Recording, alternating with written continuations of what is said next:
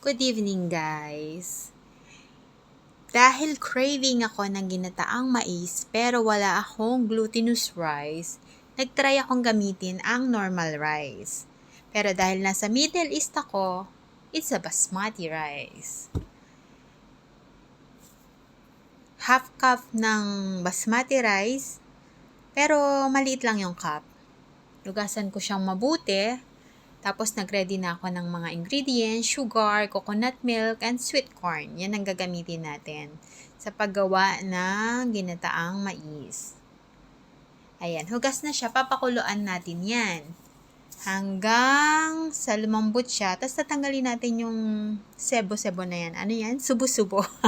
Sebo-sebo. Ayan. Tanggalin natin siya. Tapos, mamaya, pag medyo malambot na siya, pwede na natin ilagay yung coconut milk para pagkulo nung bigas, paglambot niya kasama nung coconut milk. Ayan, 1 can ang ginamit ko dyan. Dahil wala akong organic dito. So, always can lang yung ginagamit ko. Ayan. Keep stirring lang, guys, kasi baka dumikit siya sa ilalim. Although mahina lang naman yung apoy na ginamit ko. Ayan, nilagyan ko na siya ng sugar, pero half lang muna. Kasi first time kong gagawin to. So, hindi ko alam yung tamang sukat. Pero yan ang ginamit ko. Yan. 1 can of corn. Kernel corn. Yan. Shredded na siya. Promise. Masarap siya, guys. Kahit na normal na rice lang yung gamitin. Pero kung mayroon naman kayong glutinous rice dyan, mas perfect yon. Ayun. So, ang ingredients is 1 cup of coconut milk, 1 cup of kernel corn, and 1 cup of sweet sugar plus half cup of rice.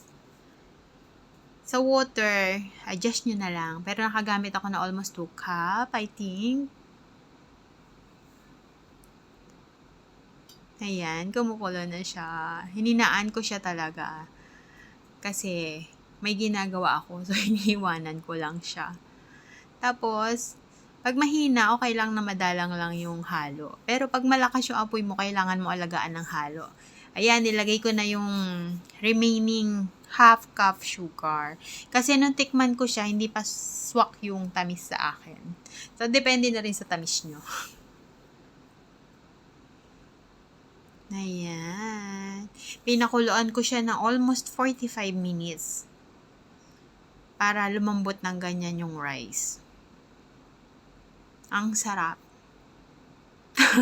Tapos ang dami niya. So, 2 araw ko siyang kinakain. Ilalagay ko lang siya sa ref. Ayan. Malapit na siya mag-ready. So, ganyan lang kasimple, guys. Pag medyo craving ka ng mga Filipino sweet, Filipino food, ganyan. Diskarte lang. Thank you so much. Thank you so much lagi sa pag-watch. Bye!